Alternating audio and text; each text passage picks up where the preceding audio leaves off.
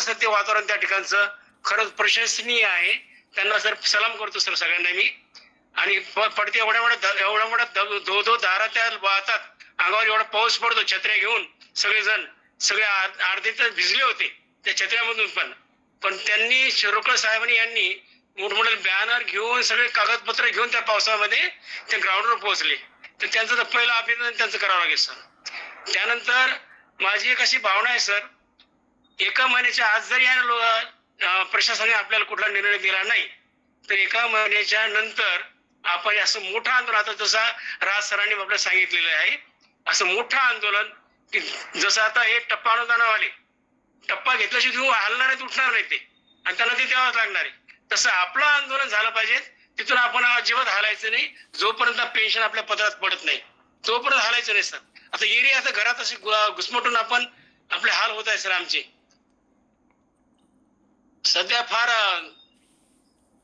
Hello बोलत राहा continue. हा सर, म्हणजे एवढे सध्या फार एवढं हालाकीचं जीवन जगत आहे सर आम्ही. सध्या रिटायर झालेले 3-4 वर्ष झाले रिटायर होऊन, आणि एवढा दगदगीच्या याच्यामध्ये आणि सर्व दुःख पाठीशी घेऊन त्या ठिकाणी आझाद मैदानावर पोहोचलोय. आणि जर आपल्याला यश प्राप्त होत नसेल, काळे साहेबांनी आपला मुद्दा व्यवस्थित मांडलेला आहे सभागृहामध्ये, त्यांनी आपल्या पोटतिडकीनं आपला प्रश्न लावून धरलेला आहे. फक्त त्यांना आपला सपोर्ट करणं आणि आपला प्रश्न आपण सॉल्व्ह करणं एवढीच माझी अपेक्षा आहे सर. आणि या सर्वांना मी पुन्हा एकदा शुभेच्छा देतो आणि लवकरात लवकर आपलं यश आपल्या पदरात पडलं. नाही तर एका महिन्याच्या नंतर आपण कुठल्याही हालतीमध्ये आझाद मैदान असं लावून धरायचं, तिथून हालायचं नाही अजिबात. जीव गेला तर हरकत नाही सर, आम्ही आता मरायला तयार झालेलो आहे. महिला टीम पण जॉईन आहे. महिला टीम धन्यवाद sir. Bhosale madam. Hello sir, बोलू काय मी? बोला. हॅलो, बोला. मी कोल्हापूरहून बोलतोय, भुदड तालुक्यातून. आम्ही 6 तारखेच्या आंदोलनासाठी आम्ही 7-8 जण आलो होतो, परंतु दरड कोसळल्यामुळं आम्ही लोणावळ्यामध्ये थांबलो आणि लोणावळ्यानंतर गावी आलो. आम्हाला याची खंत अशी वाटते की निकम सरांनी जे फेरी मैदानाला मारली, हे जे आंदोलन केलं पावसातून, याचं साक्षीदार आम्हाला होता आलं नाही, ह्याची एक आम्हाला खंत आहे. आणि दुसरी गोष्ट अशी की आमच्या पाठीमागच्या गाडीमध्ये, म्हणजे मागच्या बऱ्याच पाठीमाग अध्यक्ष विजय शिरोडकर सर होते. त्यांनी मात्र प्रवास आपला कंटिन्यू चालू करून ते त्या ध्येयापर्यंत पोचलेत आणि आम्ही तिथून मागे आलो, पण त्यांनी ध्येयापर्यंत पोचलेत आणि त्या आंदोलनामध्ये सहभागी झालेत. त्यांचं सुद्धा आम्ही मनापासून अभिनंदन करतो. दुसरी गोष्ट अशी आहे सर की आता लहाशे सरांनी मगाशी विषय मांडला उच्च न्यायालय आणि सर्वोच्च आपले सुप्रीम कोर्टाचा, जे आपले जे निर्णय झाले, बरेच निर्णय झालेत आपल्या बाजून, ते 2 बेंच निकाल झालेले आपल्या बाजून सर. आणि आपल्या विरोधात जो निकाल गेलाय 3 बेंचचा निकाल विरोधात गेलेला आहे. 3 बेंचच्या निकालाचे कॅवेट शासनानं सुप्रीम कोर्टामध्ये दाखल केलेला आहे. त्याच्यामुळं 2 बेंचचे निकाल आपल्या बाजून लागत आहेत, त्याची दखल शासन घेत नाही, असे माझं मत आहे. पुन्हा एकदा निकम सर आणि अध्यक्षांचं मनापासून अभिनंदन. धन्यवाद.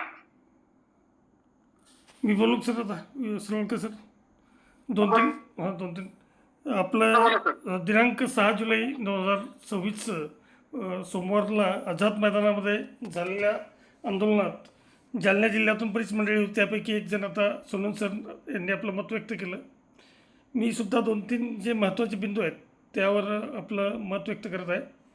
एक म्हणजे एक लेटेस्ट जो सिनियर लेक्चरचा निर्णय आहे, त्यामध्ये गव्हर्नमेंट सर्वंटची व्याख्या ही क्लिअर कट केलेली आहे. त्या व्याख्यात आपण बसतो. आणि त्यांनी काय केलं होतं की फेब्रुवारी 24चा जो शासन निर्णय आहे कट ऑफ डेटचा, त्याला चॅलेंज केलं होतं नागपूर खंडपीठात आणि 13/8/2025ला ते जिंकले. आणि मग त्यानंतर महाराष्ट्र शासनानं SLP दाखल केली त्यांच्या विरोधात, परंतु ती SLP स्टँड झाली नाही, बोर्डावर आल्याला डिसमिस झाली आणि कट ऑफ डेटचे जे वर्डिक्ट आहे तो कायम राहिला. आणि त्यांना कोणत्याही परिस्थितीत सेपरेट 28 जणांचा GR काढावं लागेल उच्च व तंत्र शिक्षण खात्यामध्ये, कारण सुप्रीम कोर्टात महाराष्ट्र शासनाची याचिका फेटाळली गेली. कदाचित तो निर्णयसुद्धा आपल्याला सुप्रीम कोर्टाच्या लढाईमध्ये आपल्या कामी येईल. आज मी बघितलं की बरेचसे बेंच एस्टॅब्लिश झालेत, परंतु या आठवड्यात काही मॅटर लिस्टिंग होणार नाही. आणि नंतर एक आज काय केलं मी आपल्या आंदोलनासंदर्भात कोरिलेशन असं आहे, टप्पा आंदोलनाचं आंदोलन शेवटच्या मंत्रिमंडळातील जे गिरीश महाजन सर किंवा दादा भुसे आणि शिक्षक आमदार होते ते सर्व ब्रिफिंग मी ऐकलं. तर त्याचा एक संभाव्य धोका भविष्यामध्ये आपल्याला आहे, जो टळला तो आता 1 मार्च 27पर्यंत टळला समजा. त्यामध्ये 100% शाळा बऱ्याचशा होणार आहेत.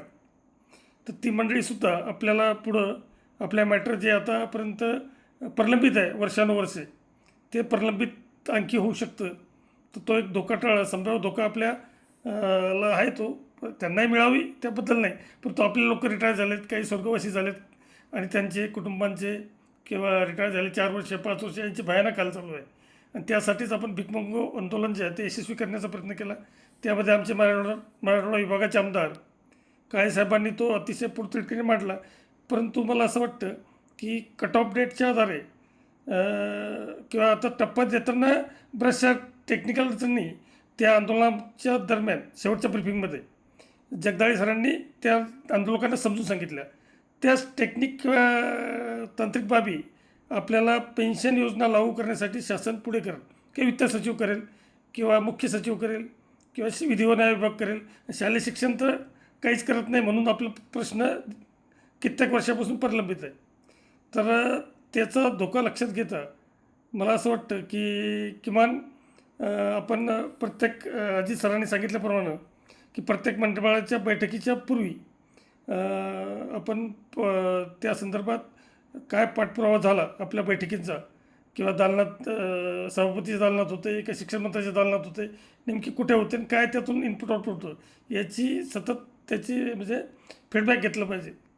तरच आपण पुढे किंवा 6 डिसेंबर 2026ला हिवाळी अधिवेशन नागपूरला आहे, त्याच्यापूर्वी काहीतरी ठोस आंदोलन एक तर शिक्षण मंत्र्याच्या घरी किंवा एकनाथ शिंदेंच्या घरी किंवा देवेंद्र फडणवीसांच्या घरी या तिघापैकी किंवा बारामती किंवा असं एक ठिकाण समजा, त्या ठिकाणी आपल्याला मोठं आंदोलन जर आपण छेडलं तर जे टेक्निकल बाबी पुढं मार्चच्या बजेटमध्ये येतील किंवा पुरवण्या मागण्यात येतील, कारण आपला पैशाशी निगडीत प्रश्न आहे. तर ह्या टेक्निकल बाबी आपल्यालासुद्धा लक्षात घेऊन 6 डिसेंबरपूर्वी बरंचसं नियोजन करणं आवश्यक आहे. सुप्रीम कोर्टाची बाजू जी आहे ती चालत राहील, त्याला म्हणजे शेवट नाही किंवा अंत नाही. किंवा बैठकीचा सूर जो आहे हा सुद्धा आपण कितीक बैठकां समित्यां ऐकून कंटाळा आला, त्याचा सकारात्मक शब्द झाले, बैठका झाल्या, समित्या झाल्या. आपल्याला फक्त दर महिन्याला समजा गिरीश महाजन साहेब यांना प्रत्येक मंत्रिमंडळाच्या बैठकीपूर्वी आपल्या संघटनेनं किंवा आपले जे स्थानिक त्या जिल्ह्यातले प्रतिनिधी असतील, जिल्हाध्यक्ष असतील, त्यांनी पाठपुरावा केला पाहिजे. तरच आपलं हे आंदोलन जे झालं 6 तारखेचं किंवा जे विधान परिषदेमध्ये जे काही आपल्याला म्हणजे आपण त्या उंबरट्यापर्यंत जाऊन पोचलो किंवा ओलांडाचा बाकी आहे किंवा त्याच्या दारापर्यंत गेलो, हे जे कोल्हे सरांनी म्हटलं ते सत्य ठरू शकतं. अन्यथा सुप्रीम कोर्टाशिवाय आता आपल्याला ऑप्शन नाहीच. आता पुढच्या महिन्यात लागतं का जुलैच्या शेवटच्या आठवड्यात लागतं हे आता हे कळेल आपल्याला जेव्हा मल्ले सर सांगतील किंवा आपण बघू. तर सुप्रीम कोर्टापेक्षा आपल्याला महाराष्ट्र शासनाच्या संदर्भातच आपलं आंदोलन म्हणा किंवा त्यांच्या संदर्भात आपली मागणी ही सतत मांडावी लागेल, तरच आपल्याला यश मिळेल. धन्यवाद. थोडक्यात आपले मत व्यक्त करावे. नमस्कार, मी चोडणकर सर बोलतोय. सर बोला. सोडून सर बोला. 2005 पूर्वी नियुक्त महाराष्ट्र राज्य शिक्षक संघटनेचे अध्यक्ष सन्माननीय शिरोळकर सर, सन्माननीय सर्व पदाधिकारी यांना नमस्कार. थोडं सर मी परखड बोलतोय. आतापर्यंत सगळ्यांनी चांगल्या प्रकारे विचार मांडले, तर पेन्शन मिळण्यासाठी काय काय करावं हे सगळं मांडलंच. प्रत्येकाचं म्हणणं आहे की पेन्शन हे नाही झालं तर आंदोलन मोठं झालं पाहिजे. सगळ्यात पहिले मी टप्पा अनुदानवाल्या संघटना आणि त्यांच्या शिलेदारांचं अभिनंदन करेन की जर तुम्ही त्यांच्या सगळ्या क्लिप पाहिला असाल तर संपूर्ण आझाद मैदान भरून गेलं होतं. त्या ठिकाणी दादा भुसे साहेब होते, सहित सगळी टीम आली मागच्या वेळी सुद्धा तसंच 4 ते 4,500 लोक होतं. त्यामुळे त्यांचं प्रत्येक वेळेचं जे आंदोलन असतं ते यशस्वी होतं, आमचं होत नाही. कारण आता जर पाहिलं तर फक्त 100च्या आसपासच लोक आहोत. जे रेग्युलर असतात तेच इथं आहेत, तेच बोलतायत, तेच आपले विचार मांडतात, तेच आपली पाठ टोकटून घेत आहेत, असं झालेलं आहे सर. आपली जर 26,000 म्हणतो, मगाशी सरांनी म्हटलं 26,000 पैकी साधारण 5,000 ते 6,000 रुपये 6,000 लोक मृत पावले असतील, पण किमान 20,000 आपल्याकडे अजून आहेत. जर 20,000 जर लोक असतील तर किमान त्यापैकी 10,000 जर लोक आले तरी आपलं आंदोलन यशस्वी होतो. मग कोणाकडे भीक मागायची गरज नाही, कोणत्या आमदार खासदाराकडे आपण जायची गरज नाही, त्यांना आपल्यापर्यंत यावं लागणार. आता कालच्या याला टप्पा अनुदानवाल्यांच्या आंदोलनाला स्वतः दादा भुसे साहेब आले. कारण काय, त्यांचं आंदोलन पूर्ण आझाद मैदान भरून गेलेलं होतं. मात्र आम्ही कारण सांगतो, पावसाचं आजच्या तुम्हाला थोडंसं वाईट वाटत असेल, पावसाचं कारण सांगलं सगळं ठीक आहे, पण पावसाचं कारण जरी नसतं तरी आपल्याकडे केवळ 500च्या वर लोक नसले असते. आतापर्यंत आपला सर्वांचा अनुभव आहे. आंदोलन पाऊस होता म्हणून कमी आले, पण कमी जे झाले ते आपले रेग्युलर येणाऱ्यापैकीच कमी झाले, परंतु वाढलेले प्रत्यक्ष बाकी कोण वाढतच नाही. कारण काय, आपण हे विचार मांडतो, परंतु जे आपल्यापासून बाहेर आहेत त्यांच्यापर्यंत कदाचित आम्ही पोचत नसू किंवा त्यांना आमचे विचार अजून खऱ्या अर्थाने पटत नसतील, तर आम्ही त्यासाठी स्वतःहून सगळ्या कार्यकारिणीने प्रयत्न करावे अशी माझी विनंती आहे. शिरोळकर सर, मी एक्सेल शीट एक तयार करत आहे की प्रत्येक जिल्ह्याचा जिल्हाध्यक्ष, त्यानंतर सगळ्या तालुक्याचे तालुकाध्यक्ष, त्याचं नाव, त्याचा मोबाईल नंबर असे एक्सेल शीट आपल्या परवानगीने मी तयार केलेली आहे. जर आपली परवानगी असेल तर ग्रुपवर टाकेल आणि त्यानंतर त्यांनी सगळ्यांनी आपापलं नाव भरत जावं. आणि कार्यकारिणीने जेणेकरून मोठं आंदोलन करण्यापूर्वी सर 8 दिवस किंवा 10 दिवस अगोदर आंदोलनापूर्वी आवाज उठवून होणार नाही. तर आपण एवढ्यातच जरी शासनाचा, जरी कोर्टाचा, सुप्रीम कोर्टाचा निर्णय आपल्या बाजूने लागला तरी सुद्धा हे निर्डावलेलं शासन ताबडतोब आमच्यासाठी GR काढणार, आपल्याला पेन्शन मिळणार असं नाही. त्यासाठी आपली संघटना किंवा आपलं आंदोलन आपल्याला उभारावंच लागणार. जर शासनाने स्वतःच दिली, मान्य केली तर ठीक आहे, नाहीतर आपल्याला आंदोलन उभारावंच लागणार.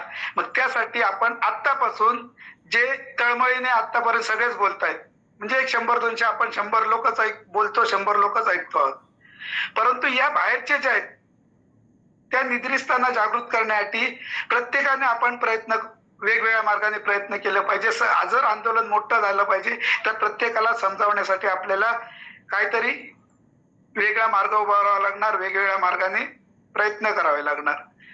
त्यासाठी प्रत्येक जिल्ह्याचे जिल्हा प्रमुख, त्याचा मोबाईल नंबर, त्या जिल्ह्यातले सगळे तालुका प्रमुख, त्यांचे मोबाईल नंबर अशी एक एक्सेल शीट आपल्या ग्रुप, आणि जेणेकरून ते सर्वांना माहित असू दे. बऱ्याच ठिकाणी म्हणतात की आमच्यापर्यंत माहितच नाही विषय. बरं, आपली जशी संघटना आहे सर, तशा अन्य संघटना आहेत. काय जण त्या संघटनेवर संघटनेच्या ग्रुपमध्ये आहेत का आपल्याकडे आहेत, वेगवेगळे विचार मंथन सगळं होतं.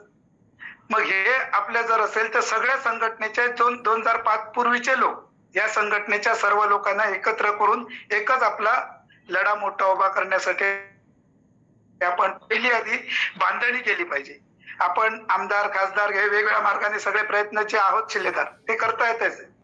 परंतु या बाहेर जे निद्रिस्त आहेत त्यांच्याबद्दल आपल्याला राग आहे, रोष आहे, उद्विग्नपणा आहे, परंतु त्यांच्या पर्यंत आपण जाऊन त्यांना समजावून आपल्या आणणं हे आपलं कर्तव्य आहे किंवा आपण केलं पाहिजे अशी माझी भावना आहे. मी काय कार्यकारिणीतला मोठा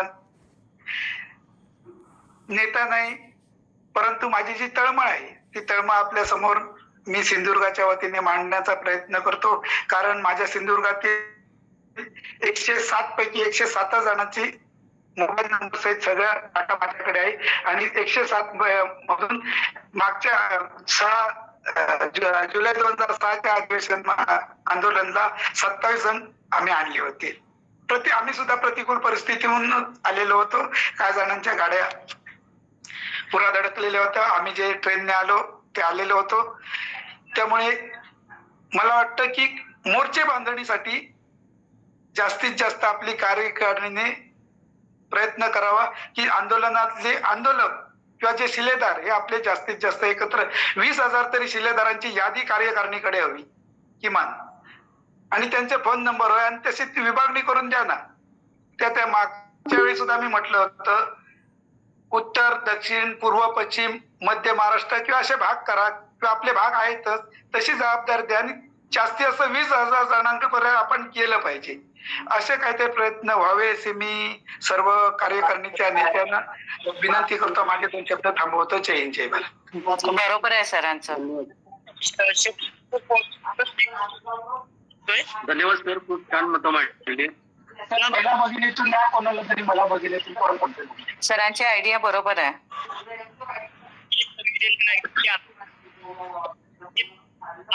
माझ्या डोक्यात आलेली कल्पना.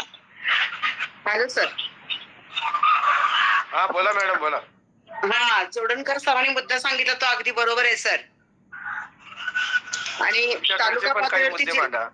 होय, चोडणकर सरांनी आता जे मुद्दे मांडले ते खूप बरोबर आहेत सर. जिल्हा पातळीवरती तालुका पातळीवरतीच नियोजन झालं पाहिजे, गाडी निघाली पाहिजे तर मेंबर जमा होतील आपले. काही जणांच्या पर्यंत हा मेसेज पोहोचलेला पण नाहीये सर. सर म्हणताय ते बरोबर आहे, त्यांना आपण घेतलं पाहिजे, त्यांच्यापर्यंत ही बातमी पण गेलेली नाही, काही नाही, हे ह्याच्याबद्दल माहित पण नाहीये सर आपण आंदोलन करतोय ते. मॅडम, असं पेन्शनचं आंदोलन माहिती असतं सगळ्यांना, पण झोपेत ठेवून घेतात. बरोबर, फक्त त्यांना आपल्याला जागृत करावं लागेल. होय, चोडणकर सर म्हणतात त्याप्रमाणे आपल्याला काहीतरी वेगळं नियोजन करायला पाहिजे. सर, त्यांच्या मार्गदर्शनाखाली आपण ते सगळं प्लॅनिंग करू. हॅलो हॅलो हॅलो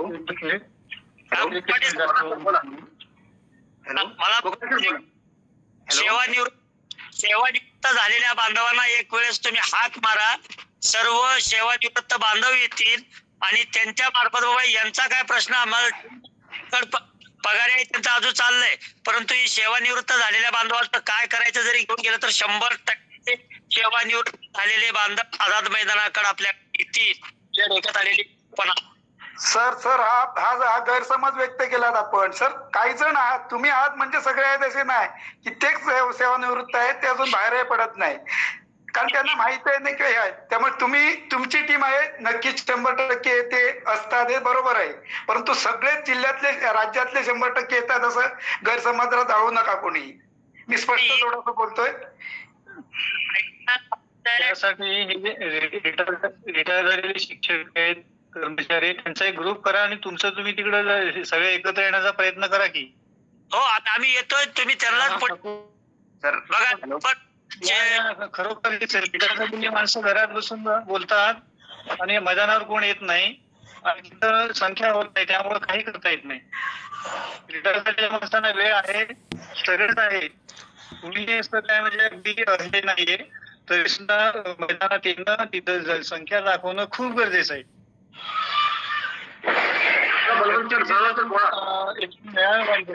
सर, एक मेळावे सुद्धा घ्या, प्रत्येक जिल्ह्यातून एक जिल्हाध्यक्षांना सांगून जरासा वेळ द्यायला सांगा, सगळे तालुक्यातले कर्मचारी एकत्र यायला सांगा. आणि दुसरा मुद्दा, करेक्ट संख्या ही 26,000 नाहीये सर. माझ्या मते 26,000 आकडा हा फुगवलेला आहे, एवढी संख्या 100% नाहीये. काय झालंय, आयुक्त असतील किंवा संचालक उपसंचालक असतील यांनी संख्या वाढवून सांगितलेली आहे आणि हे 2005 पूर्वीचे 26,000 शिक्षक नाहीतच आहेत. पण सर, 10,000 झाले असते. 10,000 तरी असतील. 10,000 असतील, मी म्हणतो 15 असतील, 16 असतील, 20 त्यापैकी नाही. 5,000 तरी येऊ दे ग्राउंडवर, मैदानावर. हा, मला पण तेच म्हणायचंय. नुसतं 26,000 हे जे विधान भवनामध्ये चाललेले विषय आहेत ना सर, एवढे नाही संख्या ही. मग आपण सर जिल्हा तालुका जर काढले तर आपण जाहीर करू शकतो. आपल्याला ती माहिती पाहिजे, त्यासाठी प्रयत्न आणखीन एकदा व्हायला पाहिजे. काळे साहेबांनी खूप छान विषय मांडला, अडवाल साहेबांनी पण मांडला. आपले कोकणाचे अगदी आपले जवळचे शिक्षक आमदार म्हात्रे सरांनी हा विषय घेतला नाही बघा, दुसराच विषय घेतला त्यांनी. टप्पा अनुदानाचा विषय घेतला, कर्मचाऱ्यांना, शिक्षकेतर कर्मचाऱ्यांना भरती करण्यासाठी आदेश काढा असं म्हटलं. पण आपल्या या 2005 पूर्वीच्या शिक्षकांचा विषय मांडलाच नाही. त्यांना वेळ होती, संधी होती. त्यांना वैयक्तिक भेट घ्यायला पाहिजे. आपल्या रायगड, रत्नागिरी, पालघर, कोकणातले सगळे शिक्षक एकत्र येऊन किमान 5-25 लोक जाऊन म्हात्रे सरांना भेट घ्यायला पाहिजे होतो. त्यांच्या आधी सुद्धा सांगितलं होतं त्यांना आमचा विषय मांडा म्हणून. यावेळेला विषय मांडला नाही त्यांनी. ठीक आहे सर. हॅलो. हा बोला बोला सर बोला. हा, पाटील सर बोलतोय मी नाशिकहून. साहेब सगळ्यांना नमस्कार. सगळ्यांचं अभिनंदन. तुम्ही सगळेजण आपल्या पोटतिडकीने जॉईन झाले. सगळ्यांना पोटा पाण्याची पडलेली आहे. सगळ्यांच्या फॅमिली आता आपण म्हणजे रिटायर झाल्यामुळे फार आर्थिक हे होतंय, त्रास होतोय आर्थिक दृष्टीने. आणि ज्या पद्धतीने काळे साहेबांनी मांडलं त्याच पद्धतीने जर सगळ्या आमदारांनी मांडलं ना तर यांना घाम फुटून जाईल. इतकं त्यांनी पोटतिडकीने मांडलं ना, तसं सगळे जर आपल्या शिक्षक आमदारांनी, पदवीधर आमदारांनी मांडलं ना, आपला प्रश्न ग्राउंड मध्ये जाण्याचा सुद्धा येणार नाही. तिथंच धारेवर धरायला पाहिजे. जे आपण ऐकलं ते त्या पद्धतीने जर केलं आणि तालुकावार हा आकडा आहे, पुन्हा जो निवृत्तांचा आकडा किंवा किती लोक आहेत यांचा आकडा जर परफेक्ट असला ना तर आपल्याला काहीतरी बोलता येईल. असं हा वेग आकडा आहे. आताचा जो आकडा आहे तो 26,000 हा सगळ्यात खोटा आकडा आहे. हा चुकीचा आकडा आहे. हा 26,000 नाहीच आहेत इतके शिक्षक. ग्राउंडवर जायची गरज नाही असं म्हणू नका. ग्राउंडवर निघाले होते म्हणूनच काळे साहेब खवळले. ग्राउंडवरचे त्यांना रस्त्यात म्हणजे ग्राउंडवर निघायची पण जरूर पडणार नाही असं मला म्हणायचंय सर. की सगळे शिक्षक आमदार जर बोलले त्या दिवशी त्यांच्या तासिकेच्या वेळेला वेळ घेऊन तर आपलं कामच होऊन जाईल असंही. कारण आता हे 2 निर्णय आपल्याकडून लागलेले आहेत एवढे मोठे. तुम्ही नाशिककर आहे ना, नाशिककर सगळे संपत कदमांच्या सोबत एकत्रित या. आपले उपाध्यक्ष नाशिकचेच आहेत आणि आपले शिक्षण मंत्री पण नाशिकचे आहेत आणि तांबे साहेब नाशिकचे आहेत. सगळे आमदार जवळची मंडळी आहे. त्यांच्याशी आपल्याला गाठ भेट घेता येईल. मी स्वतः नाशिक मध्येच आहे. एवढ्या 8-10 दिवसात एकत्र जमा. गिरीश महाजन पण या कुंभमेळ्याच्या निमित्ताने नाशिक मध्ये फिरत असतात. मग आपल्याला त्यांना गाठता येईल. जरा एकत्र या नाशिकचे सगळे. चालेल ना. जागा आहे इथे, तुम्ही कॉन्टॅक्ट करा. मला इथे सभा लावू शकतो मी नाशिक मध्ये. भरपूर मोठी जागा आहे. मला कॉन्टॅक्ट करा. हो चालेल सर. Thank you sir. हॅलो. हा सर, बोलू का मी? बोला सर बोला. हॅलो. हा, मला काय म्हणायचं, काळे सरांनी खूप छान विषय मांडला. शासन नेहमी सुप्रीम कोर्टाकडे बोट दाखवते आणि पेन्शन लेट करते आणि निकाल देत नाही, हे काळे साहेबांनी म्हटलं. पण त्यांनी त्याच्यासोबत ही म्हणायला पाहिजे होतं का जे सेवानिवृत्त लोक झालेले आहेत त्यांना एनपीएस खातेच नाही. जरी सुप्रीम कोर्टचा निकाल लागला नाही तरी त्यांना एनपीएस ची पेन्शन कशी देणार, एनपीएस खाते नसल्यावर?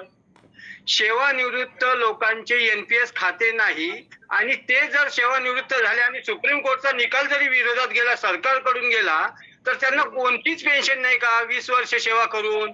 बरोबर. ग्रँडला त्यांनी 20 वर्ष सेवा केली, त्यांची एनपीएस खाते नाही. एनपीएस या मुद्द्याला अभ्यंकर साहेबांनी मांडलेलं आहे. शिक्षकांकडून घ्यायची एनपीएसची रक्कम शासनाने भरावी आणि कर्मचाऱ्यांच्या पेन्शन मधून टप्प्याटप्प्याने घ्यावी असा मुद्दा अभ्यंकर साहेबांनी मांडलाय. बघा सर, आपल्या संघटनेच्या कार्याबद्दल आणि आपल्या मतांबद्दल मत व्यक्त करा. कोण काय मुद्दा मांडला, गेली 10 वर्ष 12 वर्ष सगळे आमदार आहेत, त्याच्याबद्दल काय जास्त चर्चा करू नका आणि एवढ्या हळूहळू जाऊ नका. आपल्या संघटनेची जी काय पुढील कार्यदिशा ठरवायची आहे त्या कार्यदिशेवर आपण चर्चा करूया. आपल्या मीटिंगचा पूर्ण एजेंडा तोच आहे की आजचं काम झालेलं 6 तारखेचं आणि यानंतरचं संघटनेचं काम यावर चर्चा करायची असतं. सर तसं नाही म्हणत मी. 2.25 तास झाले चर्चा चालू आहे. फक्त सुप्रीम कोर्ट आणि हे ते नको. या आमदारांनी काय जास्त मोठं काम केलेलं नाहीये. त्यांचं आपले कामच आहे, त्यासाठी ते शिक्षक आमदार आहेत आणि गेली 7 वर्ष त्यांनी ते भोगलेले आहेत. त्याच्या अगोदर सुद्धा ते आमदार होते आणि म्हणून आपल्या संघटनेचा रेटा लागला म्हणून ते काम करतायत. साहेबांनी पुण्याच्या स्टेशनवर अडवलं म्हणून ते काम करतायत. आपल्यासाठी काम केले असते त्याच्या अगोदरच आपल्याला पेन्शन मिळून गेले असते. त्याच्यामुळे आमदारांच्यावर काय एवढं तुम्ही कौतुकाचा वर्षाव करू नका. आपल्या संघटनेचे काम केले, संघटनेचे जे काही लोक आपले काम करतायत त्यांच्याबद्दल बोला, पुढच्या दिशेवर बोला. बरोबर आहे. आम्ही तळमळीनं बोलतोय, याचं कारण आहे आम्ही किती प्रश्न करून तिथं पोहोचलोय हे आम्हाला माहित आहे. आमचे अध्यक्ष किती हाल अपेष्ट करून तिथे पोहोचले मला माहिती आहे. ते मला आमदारांचं का बरोबर तुम्ही आहे. कौतुक करताय? त्यांचे कौतुक आहेत सर, जे पोहोचले त्यांचे कौतुक आहे. कशासाठी आमदारांचं नाही. कौतुक कशासाठी सर? गेली 15 वर्ष विनंती आहे की 2018 पासून आपण कोर्टामध्ये आहे. आपण जे सांगितलेलं आहे की तुम्ही संघटनेला बाजूला ठेवून बाकीच्या गोष्टीवर काय बोलताय?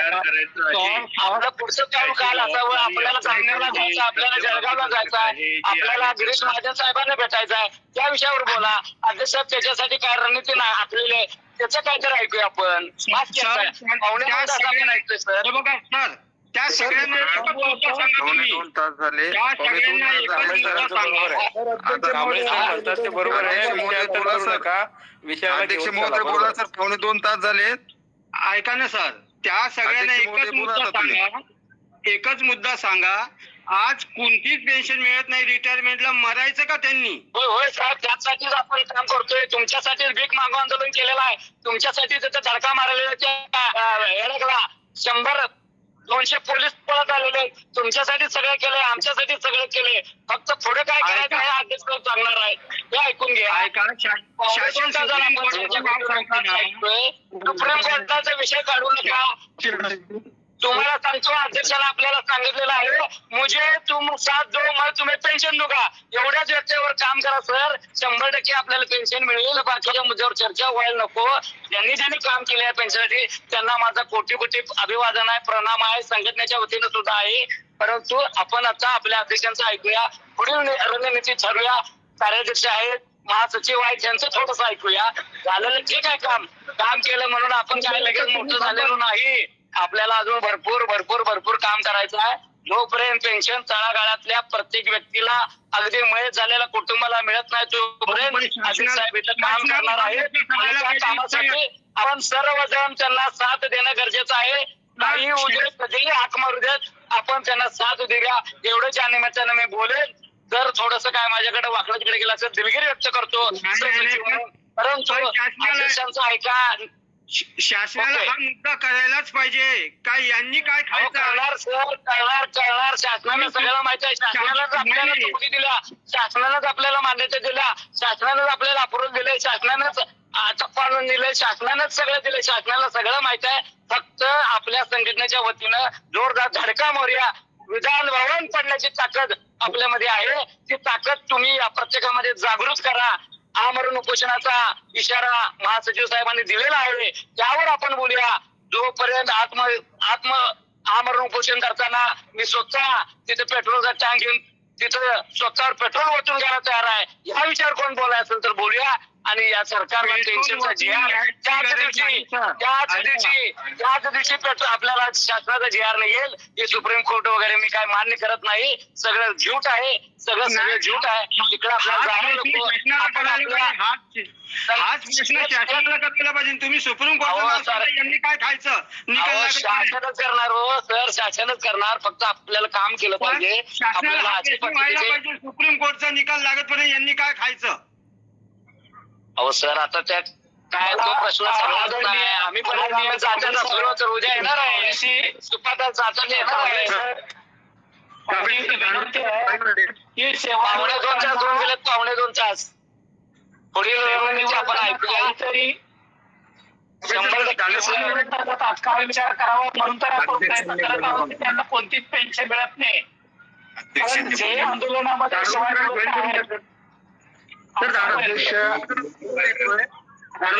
सेवानिवृत्त आतापर्यंत आंदोलनामध्ये आहे.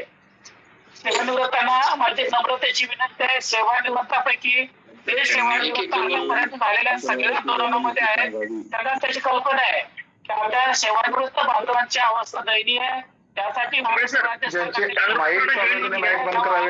असं प्रत्येक आंदोलनामध्ये आपण अगदी अग्रगण्य स्वरूपाने तो प्रश्न मांडलेला आहे. पण शासन झोपेचं सोंग घेत आहे. पुढील आंदोलनाची सांगितल्याप्रमाणे त्यांना झोपेतून उठवण्यासाठी काय करता येईल ते नियोजन आपण ठरवूया. हो नक्की सर. हा, अभिजित दादा आले तर अभिजित दादांना जॉईन करून घ्या.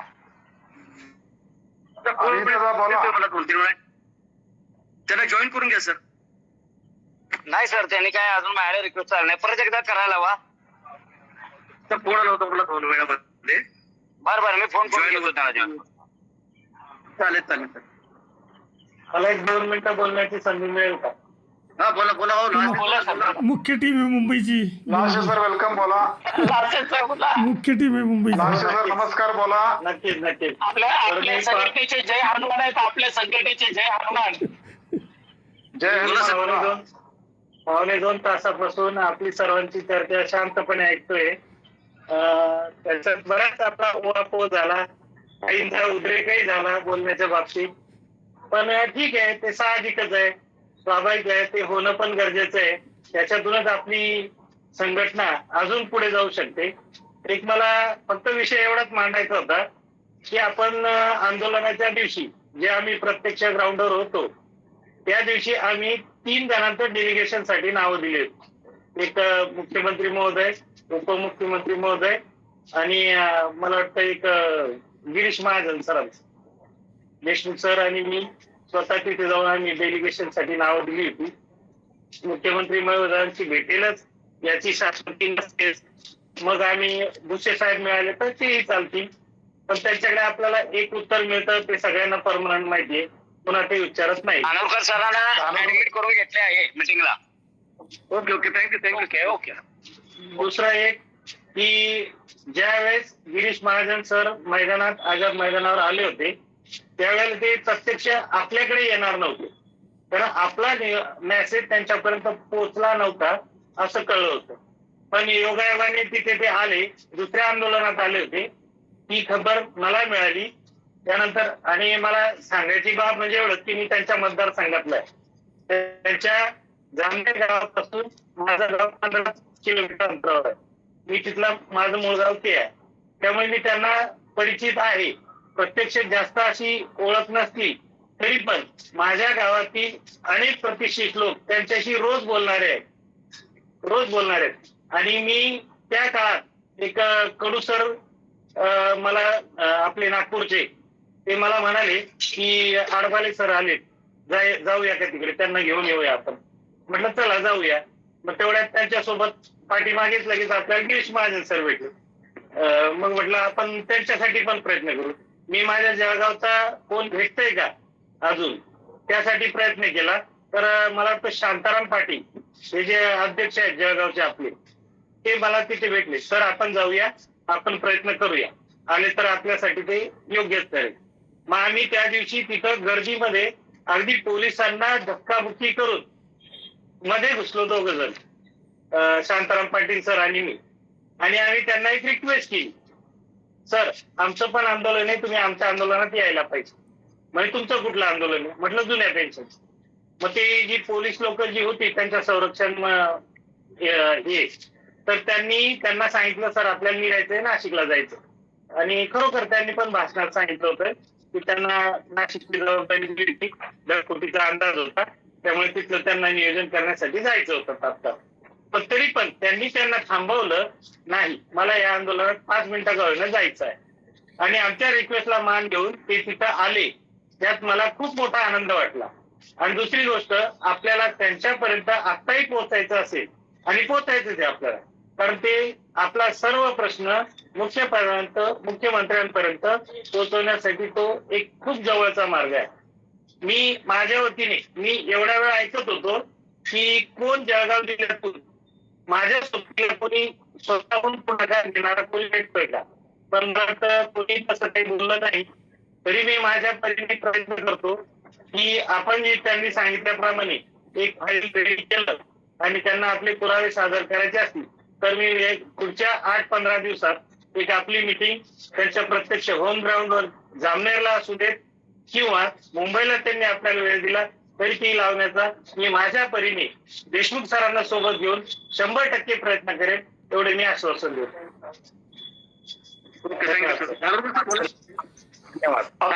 बोला सरजी, आपला प्रश्न आदरणीय मुख्यमंत्री देवेंद्र फडणवीस आणि दिवंगत सर्वप्रथम तुम्ही पवार ज्यांनी या आंदोलनासाठी खस्ता खाल्ल्या आणि हे आंदोलन यशस्वी केलं त्या सर्वांचं मनपूर्वक अभिनंदन आणि आभार व्यक्त करतो की तुमच्या या सगळ्यांच्या कृतीमुळं किमान त्या प्रश्नाची दाहकता पुन्हा एकदा विधिमंडळापर्यंत पोहोचली आणि त्याच्या दृश्यमान स्वरूपात का असना काहीतरी हालचाल होऊ शकते. आणि पहिल्यांदाच कडू सरांच्या पाठपुराव्यामुळे एकदा आपल्याला चान्स आलता माननीय मुख्यमंत्र्यांना आपण निवेदन द्यायचा, परंतु तो काही तात्काळ निरोप दिल्यामुळं तो पूर्णत्वाला नाही गेला. परंतु आता गिरीश महाजन साहेब जर आपल्या सरांनी आणि देशमुख सरांनी प्रयत्न केल्याप्रमाणे भेटले असतील तर त्यांनी वेळ घेऊन जर त्यांना पुरावे द्यायची जर बघायची जर त्यांची इच्छा असेल तर मला वाटतं हा एक फार मोठा टर्निंग पॉइंट आहे आपल्या आंदोलनाच्या दृष्टिकोनातून, की प्रथमतः कोणीतरी मंत्री तुमच्याजवळ काय पुरावे आहेत असं आपल्याला विचारतोय. आतापर्यंत असं काही झालेलं नाही. निवेदन मी पण दिले देवेंद्र फडणवीस साहेबांना, बावनकुळे साहेबांना वारंवार, परंतु ते फक्त कागद घेत होते आणि त्या संदर्भात बैठक लावण्याचं काही निश्चित झालेलं नाही. पहिल्यांदाच अशा पद्धतीचं आश्वासक विश्वासार्ह असं काही गोष्ट आपल्या बाजूने झालेली आहे. मी पुन्हा एकदा सर्वांचं अभिनंदन करतो आणि सरांना अशी विनंती करतो की गिरीश महाजनांना संकटमोचक असं म्हणलं जातं आणि खरंच ते नाव त्यांना यथार्थ आणि सार्थ शोभून दिसतं, कारण वारंवार त्यांनी मागच्या 10-12 वर्षात ज्या विविध आंदोलनांमध्ये त्यांनी मध्यस्थी केली आहे आणि यशस्वी तोडगा काढलाय. अगदी त्याच पद्धतीने ते या आंदोलनात देखील आपला तोडगा काढतील आणि आपल्याला मुख्यमंत्र्यांकडे आपला न्याय हक्क मिळवून देतील. पुन्हा एकदा जे लोक प्रयत्न करतायत त्यांनी तात्काळ प्रयत्न करावे. फक्त आपल्याला कागदपत्र जे तयार करायची आहेत किंवा त्यांना जे पुरावे दाखवायचे आहेत त्याच्यासाठी आपण आपल्या परीनं आपल्या पातळीवर सगळ्यांनी प्रयत्न करायचे, म्हणजे प्रत्येकाला कळतंय की आपल्यावर कसा अन्याय झाला. प्रश्न रिपीट होऊ द्या, मुद्दे रिपीट होऊ द्या, काय हरकत नाही, पण आपण जितके जण आज या बैठकीत आहोत त्या प्रत्येकाला आपल्याला जसं कळतंय तसं लिहा. जे काय 2-4 मुद्दे येतील ते 4 मुद्दे लिहा, 5 मुद्दे लिहा, कारण याच्यात कसं आहे की कोणाच्या नजरेतून कोणताही मुद्दा सुटू नये. त्या मुद्द्यांची पुराव्यांची रिपिटेशन होऊ द्या ना, चालेल आपल्याला सर्वांना. म्हणजे निकम सरला जे मुद्दा आठवल कदाचित तेच मला आठवल, कदाचित तेच शिरोळकर सरला आठवल, पण प्रत्येकानं ती तसदी घेतली पाहिजे आणि त्या पद्धतीनं ते पुरावे एका कागदावर स्वतःच्या हस्ताक्षरात लिहा आधी, की आपल्याला नेमकं कशाच्या संदर्भात पुरावा लिहायचा आहे. तर अशा व्यवस्थित पद्धतीने ते पुरावे लिहून ते टाईप करून आपण ज्या दिवशी म्हणतील त्याच्या 2-4 दिवस आधी एकत्रित त्याचं कलेक्शन करून आपण त्याची अभ्यास करू, स्क्रुटनिंग करू त्याची एक, आणि ते संबंधित पुरावे रिपीट झाले तर एकच पुरावा ठेवू, बाकीचे आपण तसेच राहू देऊ आणि ते पुराव्यांची यादी आपण त्यांच्या समोर सादर करू. अतिशय म्हणजे मला तर फार कौतुक वाटलं म्हणून मी लिहिलं, पण काय ते म्हणजे बघा इंटिग्रिटी किती बघा त्या प्रश्नासाठी जाण्याची. भर पावसात सुद्धा लोकांनी फोटो टाकले, रेल्वे स्टेशनवर भीक मागू आंदोलन झालं. निकम सर, देशमुख सरांनी तो किल्ला आझाद मैदानावर लढवला. जे आझाद मैदानावर होते ते प्रत्येकानंच म्हणजे मीच नेतृत्व आहे, मीच नेता आहे या भावनातून ते केलं. शिरोळकर सरांनी पण शेवटपर्यंत पावसाची 2-3 दिवस अलर्ट असून देखील आंदोलनापासून आपण माघार घेतली नाही, तर एखादे म्हणले असते आपण की आपण आंदोलन 6 तारखेचं वापस घेतो आहोत आणि पुढे 1-2 दिवसात घेतो असो. पण बघा म्हणजे आपत्तीतही आपल्याला संधी कशी सापडते तसं आपल्याला हे सापडलंय.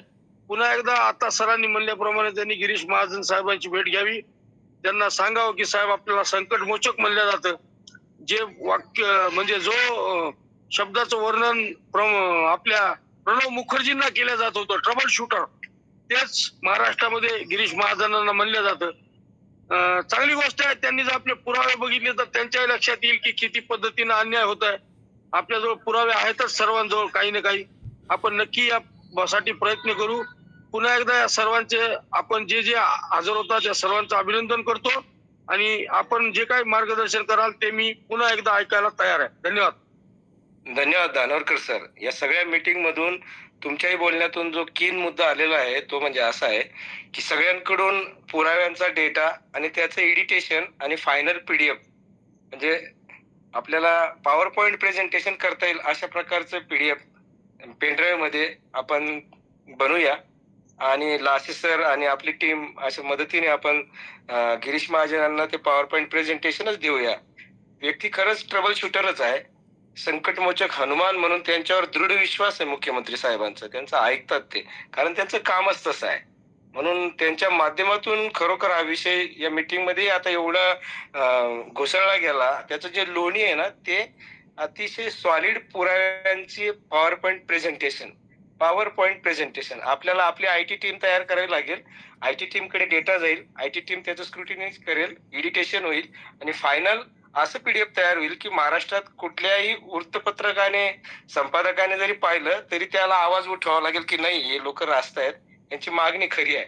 अशा पद्धतीचं सॉलिड पॉवर पॉइंट प्रेझेंटेशन, त्याच्यात जे अभ्यासू तज्ज्ञ मंडळी आहेत ज्यांच्याकडे भरपूर डेटा आहे, चांगली न्यायालयीन माहिती आहे, पुरावे आहेत, क्रमशः तारखेनुसार अगदी व्हिडिओ सुद्धा मुख्यमंत्र्यांचे आझाद मैदानावरचे, पुन्हा सभागृहातले उपमुख्यमंत्र्यांचे, आधीच्या मुख्यमंत्र्यांचे काय काय म्हणणे होते, दादांचे, हे सुद्धा त्या पॉवर पॉइंट प्रेझेंटेशन मध्ये येतील. अशा पद्धतीचं आपण प्रेझेंटेशन करूया.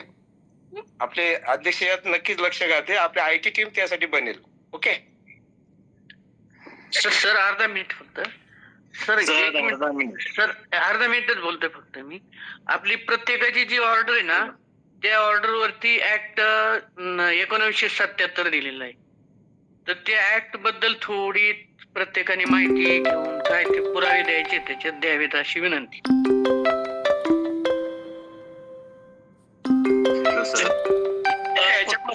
सर एंडोले सर बघ सत्याहत्तरचं काय कायदे तज्ञ आहेत आपल्याकडे, एंडोले सर ते त्याचा अभ्यास करून सांगतील आपल्याला. रेग्युलेशन ऍक्ट 1977 याच्यानुसार आपल्याला प्रत्येकाला ऑर्डर दिलेली संस्थेने. हो तर सर. त्या ऍक्टचा थोडा त्याच्यात कुठेच उल्लेख होत नाही आपल्या चर्चेत. हो, ते न्यायालयीन निवाडे वगैरे त्याची मी माहिती पुटअप करतो शिरोळकर सरांना. सर न्यायालयीन निवाडे आणि ते कायदे प्रत्येकाची जी ऑर्डर आहे ना त्या ऑर्डर वरती स्पष्ट दिलेलं आहे की आपली ऑर्डर ह्या नियमाच्या अधीन राहून दिलेली आहे असं दिलेलं आहे. बरोबर आहे सर तुमचं. आपल्याला प्रत्येकाला जी ऑर्डर मिळत असते ती महाराष्ट्र राज्य खाजगी संस्था कायदा 1977 नियमावली 1981 अन्वये दिली जाते. आणि हाच आपल्याला पेन्शन नाकारण्याचा सगळ्यात मोठा नियमावली मधला नियम 19 जो आहे तो आपला मुख्य अडसर आहे. आणि नियम 19 असा म्हणतो की जी व्यक्ती पूर्ण वेळ आणि अनुदानित आहे त्या व्यक्तीला सरकारने निहित केलेल्या दरानुसार पेन्शन लागू राहील. आता आपण सर्व पूर्ण वेळ होतो 1 नोव्हेंबर 2005 पूर्वी, परंतु अनुदानित नव्हतो. या सबबी खाली आपल्याला पेन्शन पासून वंचित ठेवलेलं आहे. हे खरा आपला की पॉइंट आहे. आणि नंबर दुसरा मुद्दा असा आहे की आता नवीन एक ऑर्डर माझ्याकडे आलेली आहे काल. त्याच्यामध्ये त्यांनी जसं सरकारी कर्मचाऱ्यांना आधी एका कोल्हापूर बेंचची ऑर्डर झाली होती ती आहे माझ्याकडे, आणि आता काल परवा एक झाली ऑर्डर, आणि त्याच्यामध्ये 28 कर्मचारी आहेत ज्यांनी असं दाखल केलं की सरकारी कर्मचाऱ्यांना ज्याप्रमाणे ज्यांच्या रिक्रुटमेंट म्हणजे जाहिराती 1 नोव्हेंबर 2005 पूर्वी होत्या आणि अपॉइंटमेंट नंतर झाल्या त्यांना तुम्ही जुनी पेन्शन योजना लागू केली, त्याच धर्तीवर आम्हाला देखील तशी लागू करण्यात यावी.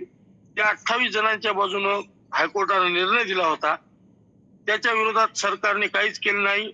SLP दाखल केली सुप्रीम कोर्टामध्ये, पण सुप्रीम कोर्टाने त्यांची SLP डिसमिस केली. परंतु परत एकदा ती सेम ऑर्डर आहे, नॉन स्पीकिंग ऑर्डर म्हणतात ज्याला. ती नॉन स्पीकिंग ऑर्डर असल्यामुळं ती विदाऊट आर्ग्युमेंट झालेली ऑर्डर जी असती ती फक्त त्याच लोकांना फायद्याची असते. आपण रेफरन्स देऊ शकतो कोर्टामध्ये त्याचा की आम्ही अशा पद्धतीने एक ऑर्डर पास झाली, but due to that non speaking order असल्यामुळं आपल्याला तो नियम ऍज इट इज लागू होत नाही. जर त्याच्यात आर्ग्युमेंट झाले असते आणि त्याच्यात ऑर्डर पास झाली असती तर मात्र आपल्याला ती लगेच लागू झाली असती.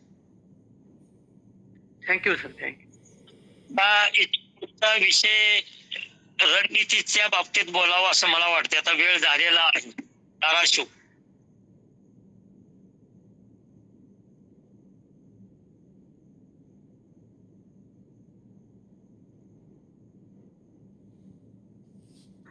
शिरोळकर सरांचा आता एक शेवटी अध्यक्षीय भाषण व्हावं आणि समारोप व्हावा अशी विनंती करतो. देशमुख सरांना बोला. देशमुख सर बोला.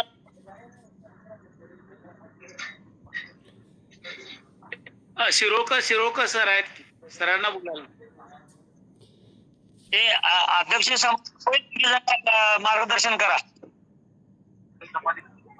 कंटिन्यू करा सर. आता सर प्लीज. शिरोळकर सर, अध्यक्ष साहेब,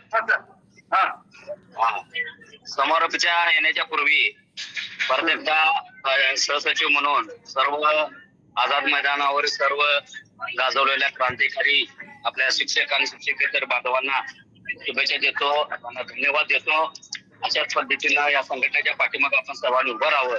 आणि खरोखर अध्यक्ष साहेबांना मीच फोन केला होता 5 तारखेला रात्री मुंबईमध्ये पोहोचल्यानंतर की साहेब इथं भरपूर पाऊस आणि वारा सुटलाय आणि आपण आंदोलन स्थगित करूया का. तर साहेबांनी मला सांगितलं, अध्यक्ष साहेबांनी, कांबळे सर सगळी लोक बाहेर पडलेले आहेत घरातनं आणि आता आंदोलन आपलं स्थगित होणार नाही, काय व्हायचं ते उद्या, आपलं आंदोलन झालंच पाहिजे. आमचं रात्री 9:30 वाजता मुंबईमध्ये मी होतो, बोलणं झालं.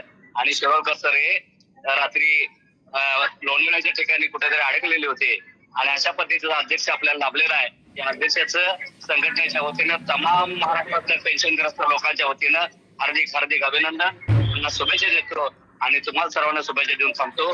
जय हिंद, जय महाराष्ट्र.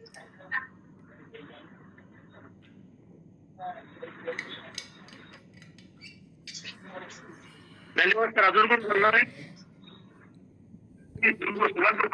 खूप वेळ झालाय.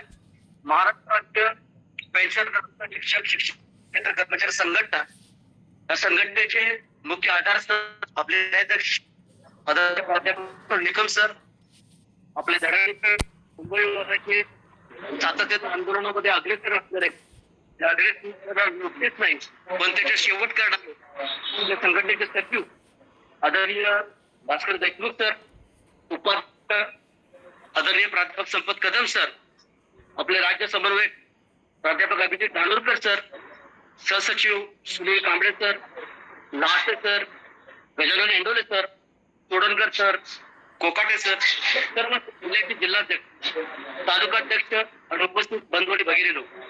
आजची जी ऑनलाईन मिटिंग आहे त्या नेमकी मिटिंग करत होतो की आता पुन्हा पुन्हा इथं त्याचा उल्लेख करत नाहीये, आपल्याला लागेल या संदर्भातच मी या ठिकाणी बोलतोय. आपली रणनीती अशाच आहे की आपण जेव्हा आझाद मैदानावरती सर्वजण बांधव उपस्थित होते, वेगवेगळ्या परिस्थितीमध्ये अस्मानी संकट असताना सुद्धा आपण त्या ठिकाणी उपस्थित झालात. बरेच जण बांधव येण्याचा प्रयत्न करत होते मात्र तिथेपर्यंत पोहोचले नाहीत. त्या सर्व बांधवांना धन्यवाद देतो. ज्या पद्धतीनं आपण संघटनेवरती विश्वास दाखवलाय, आजपर्यंत रस्त्यावरची लढाई लढतोय, ती रस्त्यावरची लढाई पूर्णत्वास येते आणि यश प्राप्त होतंय असा आशावाद काकासाहेब कोल्हे सरांनी मगाशीच व्यक्त केला. अभिजित धानोरकर सरांनी लगेच दुसऱ्या दिवशी पोस्ट टाकून सर्वांना धन्यवाद दिला, आपलं कौतुक केलं. सरांचा न्यायालयीन लढ्याबद्दल आणि एकत्रित या आंदोलन आणि पेन्शन याच्याबद्दल गाढा अभ्यास आहे. त्याचप्रमाणे एंडोले सर आहेत, बरेच त्याच्यामध्ये आपले कायदेतज्ञ मंडळी, या सर्वांनाच घेऊन या सर्वांच्याच अभ्यासाचा आणि अनुभवाचा उपयोग करून आपल्याला पुढची रणनीती आखावी लागेल. आता रणनीती आखावी लागत असताना सुरुवातीला आपला समोर मुद्दा जर कुठला असेल तर सर्वात महत्वाचा मुद्दा आहे की जे महाराष्ट्राचे संकटमोचक मंत्री ज्यांना जातं, सध्या महाराष्ट्राच्या मंत्रिमंडळामध्ये फडणवीस साहेबांनंतर ज्यांना अधिकार आहेत किंवा राईट्स आहेत असे 2 नंबरचे मंत्री म्हणून किंवा फडणवीस साहेब बऱ्यापैकी ज्यांचं ऐकतात अशा आदरणीय महाजन साहेब हे आपल्या आंदोलनाची भेट दिली. ज्यावेळी महाजन साहेब त्या ठिकाणी आंदोलनाच्या ठिकाणी आले त्यावेळी आपल्याकडं यायचं फारसं शक्य नव्हतं, मात्र लासे सर आणि त्याच्या टीमनं प्रयत्न केले. परत आपली काही बाकीची मंडळी सुद्धा त्यांना भेटली आणि त्यांना रिक्वेस्ट केली, त्यांना विनंती केली. तर महाजन सर गाडीमध्ये जाऊन बसले होते, त्यांची यायची फारशी मनस्थिती पण नव्हती, पण त्यांना समजावून सांगितलं. पुन्हा सर खाली उतरले आणि आंदोलन कुठं आहे तुमचं, कारण आपला पेंडॉल नव्हता. आपण अशा परिस्थितीमध्ये आंदोलन केलं. हायफाय आंदोलन न करता भले पाऊस असू दे त्याची दाहकता तिथे येणारे जे बांधव आहेत आणि आपण आंदोलनच आपले भीक मागू असं आंदोलन होतं. म्हणजे आपल्याला पेन्शनची भीक मागायची होती आणि त्याला साजेच आंदोलन आपण सर्वांनी केलं. याबद्दल पुन्हा एकदा आपल्याला मी धन्यवाद देतो. ज्यावेळेला गिरीश महाजन साहेब तिथे साहेब इतके गडबडीत असताना सुद्धा त्यांनी ऐकून घेतलं पोलीस आम्हाला बाजूला करत होते, त्या पोलिसांना सांगितलं आणि मीच म्हटलं संघटनेचा अध्यक्ष आहे म्हटलं, आणि मला साहेबाशी बोलायचं, मलाच तुम्ही कुठं बाहेर ढकलताय. मग कुठेतरी पुढे आले, कारण त्याच्या भोवती सुद्धा त्या पद्धतीने गराडा होता. बरेच जे बांधव आहेत ते बाजूला उभे होते, मात्र सगळ्यांनाच तिथे बोलायची संधी मिळाली नाही. पण जेव्हा मला बोलण्याची संधी मिळाली तेव्हा महाजन साहेबांनी दोन मुद्दे सांगितले. की पहिला मुद्दा मगाशी सांगितला की जे सेवानिवृत्त बांधव आहेत, आता सेवानिवृत्त बांधवांच्या व्यथा माहिती आहेत, कारण बरेच सेवानिवृत्त बांधवांचं असं मत आहे की आजपर्यंत आम्हाला कुठल्याही प्रकारची पेन्शन नाहीये, कुठल्या प्रकारचं आपलं कटिंग कपात होत नाही, कुठल्या प्रकारचं कटिंग होत नाही, तर आम्ही जगायचं कसं. सर हा मुद्दा घेऊनच आपण हे आंदोलन ठेवलं होतं. म्हणूनच त्या आंदोलनाला आपण भीक मागो आंदोलन दिलं होतं. आणि हाच मुद्दा सुद्धा आपण महाजन साहेबांच्या समोर व्यक्त केला. ज्यावेळेला महाजन साहेबांच्या जवळ हा मुद्दा व्यक्त केला त्यावेळी सुद्धा त्यांना त्याच्याबद्दल काही बोलता आलं नाही. त्यांनी पहिल्या मुद्द्याला सांगितलं की याबद्दल मी फक्त ऐकून आहे, मात्र याच्यामधला डेप्थ स्टडी किंवा खोलवर याचा माझा अभ्यास नाहीये, असं पहिल्या मुद्द्याचं. म्हणजे संघटना जे सेवानिवृत्त बांधव आहेत ते निवृत्त झालेत, त्याचे कुटुंब अत्यंत हालात जीवन जगत आहेत, त्याची भावना संघटनेच्या प्रत्येक सदस्यात आहे, प्रत्येक कार्यकारिणीला आहे, प्रत्येक नेत्याला आहे. त्यामुळं आम्ही तो विषय बाजूला ठेवलाय किंवा आम्ही त्याच्याबद्दल काही बोललो नाही असं कृपया गैरसमज करून घेऊ नये. हा मुद्दा पहिल्यांदा अजेंड्यावरती आहे. जेव्हा आपण पहिल्यांदा नागपूरला आंदोलन केलं त्या नागपूरच्या आंदोलनामध्ये पहिला पण हाच विषय होता. जे मयत कर्मचारी असतील, जे सेवानिवृत्त बांधव असतील त्यांना तात्काळ पेन्शन द्यावी, हा तेव्हा पण अजेंडा आहे. आजही पहिल्यांदा तोच अजेंडा आहे. दुसरा मुद्दा असा होता की अलीकडेच आपले 2 निकाल लागले की जे नागपूर खंडपीठाचं असेल किंवा संभाजीनगर खंडपीठाचं असेल, आणि त्याच्यामध्ये सुस्पष्ट असं नमूद केलंय की तुम्हाला 100% अनुदान आहे नव्हतं, तुम्ही औषध अनुदानित होता म्हणून तुम्हाला पेन्शन नाकारता येत नाही, असं सुस्पष्ट त्याच्यामध्ये मेन्शन केलंय. हा सुद्धा आपण महाजन साहेबांना मुद्दा पटवून सांगितला. त्यावेळी तात्काळ महाजन साहेबांनी म्हटलं त्याच्या संदर्भात तुमच्याकडे पुरावे आहेत का. तर साहेबांना स्पष्ट सांगितलं की जवळजवळ उच्च न्यायालयाच्या आमच्याकडे याचिकाकर्त्यांचे 100पेक्षा अधिक याचिकाकर्ते कोर्टामध्ये गेले होते, त्यांचे निकाल आमच्याकडे आहेत, त्याचे आमच्याकडे पुरावे आहेत. आणि हे पुरावे उच्च न्यायालयाचे जर निर्णय जर शासन ऐकतच नसेल आणि तुम्ही फक्त जर सुप्रीम कोर्टाकडेच बोट दाखवत असाल तर हे अत्यंत अन्यायकारक आहे. हे जेव्हा आम्ही समजून सांगितलं तेव्हा इमिजिएट एका शब्दामध्ये सांगितलं, त्यांनी सेक्रेटरीला सांगितलं, सेक्रेटरीने सांगितलं की यांचा नंबर घ्या आणि 10 दिवसामध्ये मी तुम्हाला मीटिंग लावतो आणि 10 दिवसामध्ये तुम्ही तुमच्या पुराव्याची तयारी करा आणि पुराव्यानिशी मला भेटायला या. लगेच त्यांनी अंदाज घेतला आणि ते म्हटले की 10 दिवसानंतर नको, कारण अधिवेशन संपण्यासाठी वगैरे कालावधी 10 दिवस जाईल, एक 15 दिवस म्हटले. म्हणजे याचा अर्थ असा आहे की महाजन साहेबांनी ती गोष्ट अत्यंत गांभीर्याने घेतलेली आहे. तर पहिल्यांदा ते काय म्हटले 10 दिवसानं भेटू, नंतर काय म्हटले 10 दिवस नको, फार गडबड होईल, आपण 15 दिवसानं भेटू. त्यामुळे अत्यंत गांभीर्याने गोष्ट घेतलेली आहे. हे सर्वांनी याच्यामध्ये खोलवर लक्षात घ्या. आणि हे सर्वात मोठं आजपर्यंत आपण केलेल्या आंदोलनाचं सगळ्यात मोठं यश आहे असं म्हणता येईल. कारण का आपण बऱ्याच डेलिगेशन मध्ये, आता देशमुख सरांनी सांगितलं की बऱ्याच डेलिगेशन प्रयास करत होतो की आम्हाला मुख्यमंत्र्यांना भेटायचं आहे, उपमुख्यमंत्र्यांना भेटायचं आहे. पण ठीक आहे, त्यांना नाही भेटायचं ना तर आपल्याला महाजन सरांना भेटायचं आहे.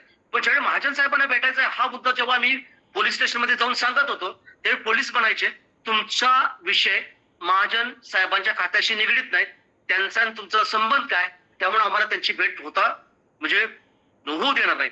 मात्र निसर्ग सुद्धा जरी त्यावेळी दिवशी कोपला असेल पण आपल्या हाकेला, आपल्या अर्थ हाकेला तो धावून आला असं मला म्हणता येईल. कारण पावसात भिजत असतात प्रत्येक बांधव त्याच तडफड रीतीनं कुणीही आसरा घेतला नाही. छत्री असेल, रेनकोट असेल, ज्यांच्याकडे असेल नसेल त्या पद्धतीनं पण त्या दिवशी मैदान गाजवलं. आणि याचाच परिपाक म्हणून अत्यंत पोट तिडकीने ज्या मांडलेल्या ज्या भावना आहेत, भावना अडबाले सरांनी पण ऐकून घेतल्या आणि महाजन साहेबांनी पण ऐकून घेतली. त्याची ही फलनीती आहे असं म्हटलं तरी काय थोडस वावट ठरलं नाही. आता हा झाला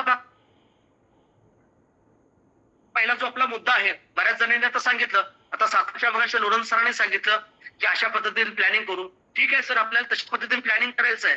खरं आपली संघटना फक्त 2005 पूर्वी नियुक्त्याचा आपला पहिला प्रश्न घेतलाय, आपला अजेंडाचाच आहे. काल कोण जो निवृत्त झालाय त्याला सुद्धा जुनी पेन्शनच मिळायला पाहिजे, जुनी पेन्शन सर्वांना मिळाली पाहिजे. आपल्या संघटनेचा अजेंडा आहे. त्यामुळे आपण संघटनेचं नावच पेन्शनग्रस्त शिक्षकेतर कर्मचारी संघ असं केलेलं आहे. मात्र सरकार एकदम देऊ शकत नाही. त्यामुळे आपल्याला टप्प्याटप्प्याने जावं लागेल. पहिला टप्पा आपण घेतलायच मयत आणि सेवानिवृत्त, दुसरा आपण टप्पा घेतलाय की 2005 पूर्वी नियुक्त बांधवांना पेन्शन मिळालीच पाहिजे. मग याच्यामध्ये आता रणनीती करत असताना आपल्याला 3 पद्धतीने जावं लागेल असं मला वाटतंय. सुरुवातीची माझी जी प्राथमिक चर्चा आहे मी तुमच्याशी करतो आणि नंतर 1-2 दिवसामध्येच याच्यामध्ये जे अभ्यासक आहेत तर त्यांची आपण एक 10 जणांची ऑनलाईन मिटिंग घेऊ आणि त्या ऑनलाईन मिटिंग मध्ये पुराव्याविषयी आपण चर्चा करू. मग त्याच्यामध्ये दाभोळकर सर असतील, एंडोले सर असतील किंवा अजून कोण तज्ञ असतील त्याच्या संदर्भात त्यांनी मला उद्याशी माझ्याशी फोन करा, आपण बोलू आणि 2 दिवसामध्ये, कारण वेळ आपल्याला फार कमी आहे, 2 दिवसामध्ये त्या ठराविक तज्ञ मंडळींचीच आपण काय करू, ऑनलाईन मिटिंग लावू आणि मिटिंग लावून पुरावे कशा पद्धतीने मांडायला पाहिजे, कशा पद्धतीने आपली मांडणी व्हायला पाहिजे. कारण मांडणी करत असताना आपल्याला पॉवर पॉईंट प्रेझेंटेशन आपल्याला करावंच लागेल. भले आपल्याला पॉवर पॉईंट प्रेझेंटेशन जरी समजा प्रेझेंट करायची नाही संधी मिळाली तर आपण त्यांना लॅपटॉप वरती दाखवू शकतो. सायमल्टेनियसली आपली फाईल पण तशी तयार ठेवावी लागेल. मग याच्यामध्ये आजपर्यंत आपण सांगू, आजपर्यंत केलेली आंदोलन असेल त्याचा एक पार्ट करू. कारण पीपीटी करत असताना आपण पार्ट 1, पार्ट 2, पार्ट 3 अशा पद्धतीने करू. आपण आजपर्यंत कुठली केलेली आंदोलने या संदर्भात एक आपण मुद्दा मांडू. जे त्याचे काही फोटोग्राफ्स असतील किंवा त्याचा काय मॅटर असेल, त्यावेळेच्या काय मागण्या असतील, हायलाइट्स करू आपण त्या. दुसरं आपण घेत असताना काय करू, आपण याच्या पूर्वी जे आपले आदरणीय मुख्यमंत्री याच्या पूर्वीचे शिंदे साहेब असतील, उपमुख्यमंत्री अजितदादा असतील, यांचे जे वक्तव्य आहेत, जे रेकॉर्डेड वक्तव्य आहेत, त्याची सुद्धा आपण क्लिप तयार करू आणि ती सुद्धा क्लिप पार्ट 2 मध्ये पॉवर प्रेझेंटेशन मध्ये दाखवू. कारण त्यावेळेला हा मुद्दा सर्वांनाच पटलेला आहे. अजितदादांना सुद्धा तेव्हा मुद्दा पटलेला होता आणि अजितदादांनी तेव्हा सांगितलं होतं या लोकांची काय चूक, या लोकांचा गुन्हा का आपण त्याच्यापासून वंचित ठेवतोय, यांना आपण द्यायलाच पाहिजे. हे विरोधात असताना अजित दादांचं काय क्लिप आहे, ती पण क्लिप आपण रेकॉर्डेड करू. त्याचप्रमाणे दुसरी सर्वांना हत्ती घ्यायचे पुढे राहिलं अशा पद्धतीनं एकनाथ शिंदे साहेबांचं सुद्धा मत होतं. मात्र प्रशासनातल्या काही अधिकाऱ्यांनी दिशाभूल करून तो विषय पाठिंबा ठेवला. त्यानंतर तिथून ते सरकारमधून बाजूला झाले. अशा पद्धतीने ती दुसरी क्लिप ठेवून हाही आपल्याला त्याच्यामध्ये एक पार्ट वगैरे करता येईल. त्यानंतर असं करता येईल की शासनाचे 2005 पूर्वी नियुक्तीसाठी जे इतर निर्णय आहेत, म्हणजे ग्रामविकास खात्याचा निर्णय असू दे किंवा कृषी खात्याचा निर्णय असू दे, ग्रामपंचायत कर्मचारी, जिल्हा परिषद कर्मचारी असतील त्यांच्यासाठी निर्णय आहेत. म्हणजे 2005 पूर्वी जी नियुक्त आहेत, 2005 पूर्वी ज्यांची जाहिरात आहे, 2005 पूर्वीची जी अधिसूचना आहे, त्या सुद्धा म्हणजे तुम्ही काय बांधवांना पेन्शन दिलेले त्याचे सर्व जी आर आहेत, ते सर्व जी आर आपण तारखेनुसार त्याचा एक सिक्वेन्स लावू आणि तो सुद्धा आपण काय करू, पार्ट 3 मध्ये आपण काय करता येईल, तो ऍड करता येईल. त्यानंतर काय करता येईल, आपले जे शासन निर्णय नाहीत, मात्र याच्यामध्ये ज्या बैठका लावल्यात, फॉर एक्झाम्पल बैठकी म्हणजे होण्यापूर्वी ज्या सम्यक्य समिती असतील किंवा आयुक्त साहेबांच्या अध्यक्षतेखाली जी बैठक असेल त्याच्या समिती सदस्य होते आणि ती का बैठक लावावी आणि का बैठक लावली आणि त्याचा परिणाम काय आणि त्याच्यामध्ये आमच्यावरती कसा अन्याय झालाय हे सुद्धा पॉवर पॉईंट प्रेझेंटेशन मध्ये आपल्याला काय सांगता येईल, पटवून सांगता येईल. अशा पद्धतीने आपण काय करता येईल, प्लॅनिंग करता येईल. आणि शेवटचा जो मुद्दा असेल तो कोर्ट निर्णय, जे झालेले आपले जे पॉझिटिव्ह सकारात्मक कोर्ट निर्णय त्याचे जे जी आर आहेत ते सुद्धा आपल्याला काय करता येईल, त्या पद्धतीने आपण प्लॅनिंग करू. आणि शेवटी सुप्रीम कोर्टामध्ये जो मॅटर चाललेला आहे आणि त्याच्यामध्ये कसा अडसर आहे आणि जर हे श्रेय आम्हाला सुप्रीम कोर्टामध्ये हे श्रेय मिळणारच आहेत, कारण आमचे लढवय बरेच त्याच्यामध्ये मल्लेश्वरी वगैरे लढत आहेत, मात्र त्याचं श्रेय सरकारनं घ्यावं अशी आम्हाला अपेक्षा वाटते. आणि हे तुमचं श्रेय आहे आणि तुम्ही घ्यावं याच्या पद्धतीने आपण अवगत करू आणि पूर्ण 2005 पूर्वी नियुक्त बांधव आहेत ते नक्कीच तुमचे आभार राहतील, तुमच्याबद्दल धन्यवाद व्यक्त करतील. अशा पद्धतीने आपण आश्वासित करू. म्हणजे असं एक माझी मी तयार केलेले फॉर्मॅट आहे. ह्या फॉर्मॅटची चर्चा आपण एक याची आपण अभ्यास समिती गठीत करू आणि जे अभ्यास समितीमध्ये त्याच्यामध्ये इंटरेस्टेड आहेत त्यांनी कृपया मला उद्या मेसेज करा. परवा दिवशी फार तर त्यांची आपण ऑनलाईन मिटिंग घेऊ, फार तर 2 दिवसांना पुन्हा एक फिजिकल मिटिंग कुठं घेता येते का मध्यवर्ती ठिकाणी आणि ते सगळे आपण कलेक्ट करू. कारण आपण अर्धी लढाई जिंकलोय असं काकासाहेब कोल्हे म्हटलेत. आता अर्धी राहिलेली लढाई आपण कसा मुद्दा पटवून देतोय, आपण गळी उतरतोय, तिथं जर आपण हारलो तर आपण तेवढ्याच वेगानं पाठीमागे येणार, लक्षात ठेवा.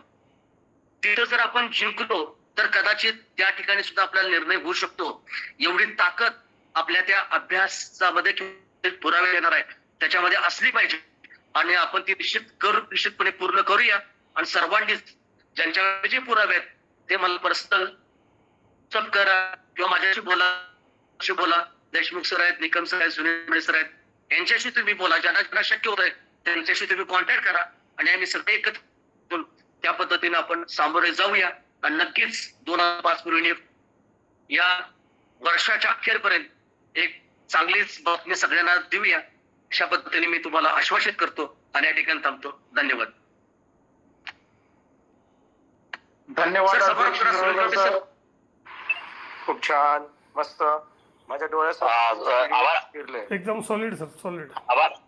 आणि माझ्या डोळ्यासमोर फिरलंय. निकम सर काय म्हटलं?